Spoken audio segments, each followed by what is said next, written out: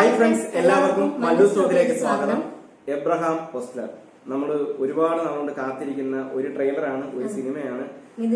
Mithun manual തോമസിന്റെ ഡയറക്ഷനിൽ വരുന്ന പടം. നമ്മുടെ ജയറാമേട്ടൻ അഭിനയിക്കുന്നു.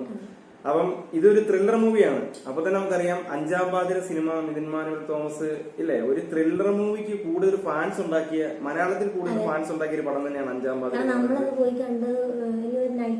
നമ്മൾ രാത്രി തിയേറ്ററിൽ പോയി കണ്ട് തിരിച്ചു വന്നപ്പോഴും നമുക്ക് ആ ഒരു ഹാങ് ഓവർ, ആ സിനിമയുടെ ഒരു ഹാങ് ഓവറിലായിരുന്നു അഞ്ചാം പാതിര സിനിമ സമ്മാനിച്ചത്. അപ്പൊ അദ്ദേഹത്തിന്റെ ഭയങ്കരമായിരുന്നു. അദ്ദേഹത്തിന്റെ തന്നെ പടമാണ് ഓസ്ലർ, അതും ത്രില്ലർ പടമാണ്.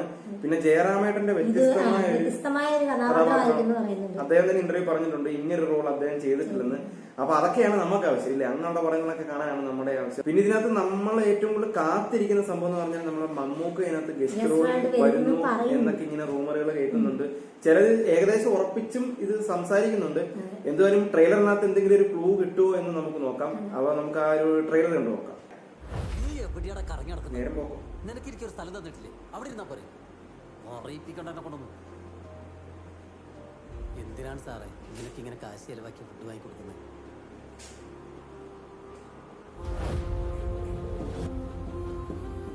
സാറ് വാങ്ങി തന്ന ഈ എനിക്കല്ല വിഷമമുണ്ട്.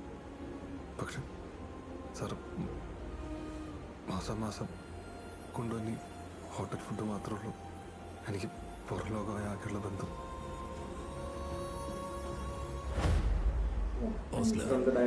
ഞാനും താനുമെല്ലാം ഒരേ തൂവൽ. We are dead men walking. Broken, cursed, forgotten. തന്റെ ഭൂതകാലവുമായി താൻ പൊരുത്തപ്പെട്ടാൽ മാത്രമേ തന്റെ ഈ ഉറക്കമില്ലായ്മയിൽ നിന്നും തനിക്കൊരു മോചനമുള്ളൂ. ക്രോണിക് ആയിട്ടുണ്ട്. ഇപ്പോൾ താൻ ഹാലൂസിനേറ്റ് ചെയ്യാൻ വരെ തുടങ്ങിയിരിക്കുന്നു. പെട്ടെന്ന് വൻതോതിൽ രക്തസ്രാവം വന്നുള്ള മരണം. ആൾക്കാരെ നന്നായിട്ട് പേടിപ്പിക്കാറില്ല. ഒരുമാതിരി പ്രേതങ്ങളുടെ ശബ്ദം പോലെ. Anything can happen to anyone, anytime. അല്ലേ?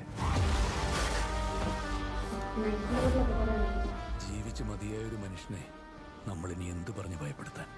അയാളുടെ കണ്ണുകളിലുണ്ടല്ല.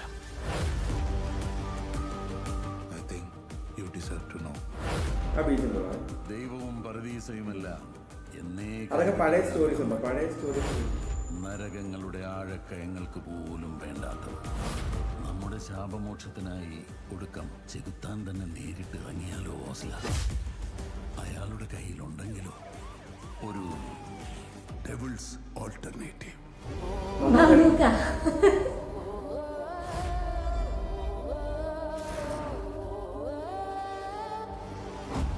ജനുവരി ഡെവിൾസ് ഓൾട്ടർനേറ്റീവ്. അപ്പൊ നമ്മുടെ മമ്മൂക്ക ഇതിനകത്ത് ഉണ്ട്.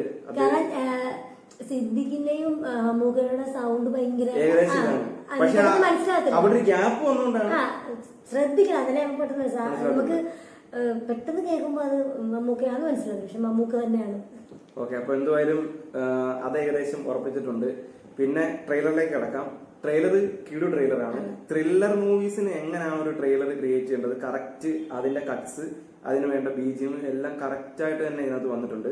പിന്നെ നമ്മൾ ഈ ട്രെയിലറിനകത്ത് പറഞ്ഞിട്ട് തന്നെ ജയറാമേട്ടന്റെ വ്യത്യസ്തമായ ഒരു രൂപം തന്നെ. നമ്മൾ അങ്ങനെ ഒരു ജയറാമേട്ടനെ ഇതുവരെ